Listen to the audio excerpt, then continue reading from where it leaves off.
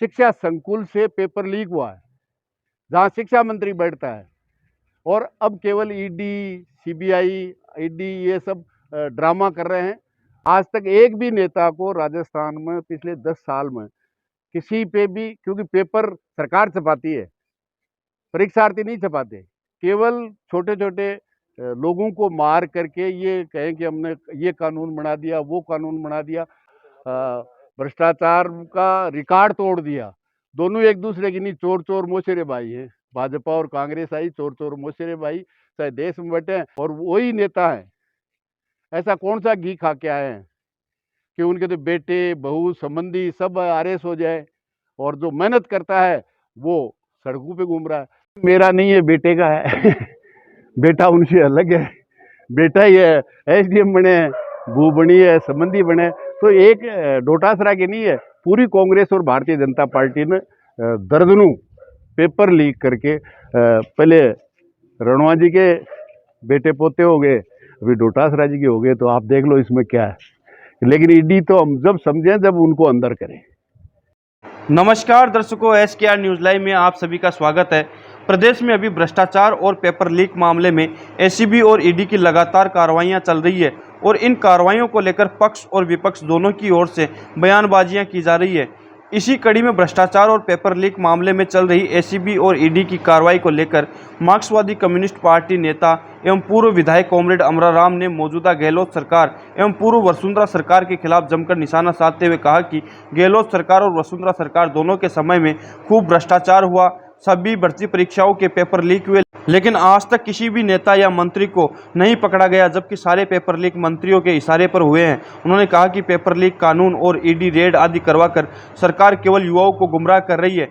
अगर सरकार निष्पक्षता से ईडी की जांच करवाती है तो भ्रष्टाचार और पेपर लीक मामले में लिप्त नेताओं और मंत्रियों को जेल तक पहुंचा के दिखाओ, लेकिन सरकार ऐसा नहीं कर रही है। केवल वोट की राजनीति की जा रही है और युवाओं को गुमराह किया जा रहा है। आप भी देखिए भ्रष्टाचार और पेपर लीक मामले में माकपा नेता अमराराम ने क्या कुछ कहा। कार्रवाई की नहीं जा रही है। पिछले 10 साल में राजस्थान में दर्जनों पेपर लीक हुए हैं। राजस्थान के युवा के साथ जिस तरह का खिलवाड़ राजस्थान की सरकारों ने 10 साल में किया है, किसी तरह की कार्रवाई नहीं।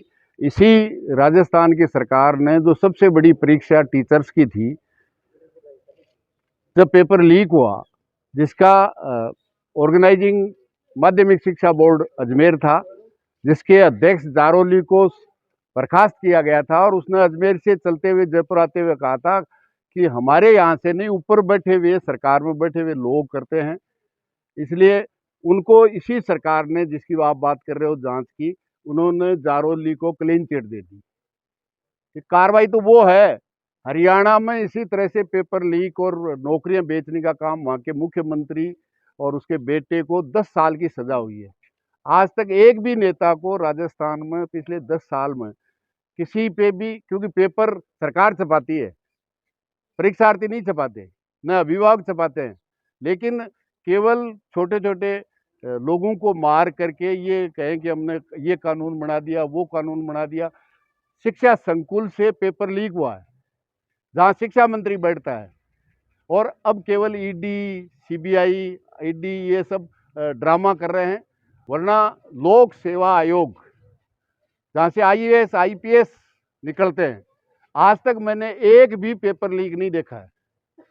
वो भी इस हिंदुस्तान का हिस्सा है, और हिंदुस्तान की सबसे बड़ी सर्विस का वहाँ चयन होता है, पूरा शेड्यूल से होता है। एक भी पेपर लीक मैंने नहीं देखा आज तक, ना आपने देखा होगा। समय पे परीक्षा होती है, समय पे रिजल्ट आता है, समय पे इंटरव्यू होता है, और समय पे पोस्टिंग होती है। 2021 के आरएएस की जो परीक्षा है, 2023 में भी अभी इंटरव्यू चल रहा है, और पोस्टिंग शायद 26 में होगी। ये जो राजस्थान में युवाओं के साथ, राजस्थान के साथ जिस तरह से धोखाधड़ी की जा रही है, और वही नेता है। ऐसा कौन सा घी खा के आए हैं कि उनके तो बेटे, बहू, संबंधी सब आरएस हो जाए, और जो मेहनत करता है वो सड़कों पे घूम रहा है।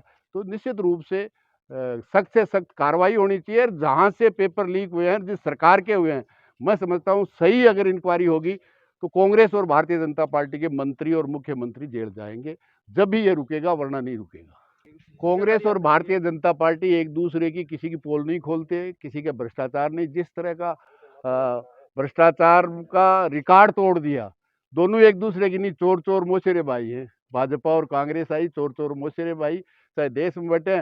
जो ईडी पकड़ती है नारदा शारदा घोटाले में जो मुलजिम है, भारतीय जनता पार्टी में शामिल हो जाते हैं तो पाक साफ हो जाते हैं। यही ईडी है। इसलिए केवल और केवल राजनीतिक लाभ के लिए किया जा रहा है। मैं समझता हूँ करके दिखाए, किसी न किसी मंत्री को पकड़ के जिसके यहाँ से पेपर लीक हुआ उसको अंदर करें तो ईडी की बात समझ में आती है, राजस्थान पुलिस की समझ में आती है। लेकिन मुझे पूर्ण विश्वास है ये केवल राजनीतिक ड्रामा है और कोई कार्रवाई नहीं करना था। मेरा नहीं है, बेटे का है। बेटा उनसे अलग है। बेटा ही है, एसडीएम बने, भू बनी है, संबंधी बने, तो एक डोटासरा की नहीं है। पूरी कांग्रेस और भारतीय जनता पार्टी ने दर्जनों पेपर लीक करके पहले रणवा जी के बेटे पोते हो गए, अभी डोटासरा जी के हो गए, तो आप देख लो इसमें क्या है। लेकिन ईडी तो हम जब समझें जब उनको अंदर करें। धन्यवाद।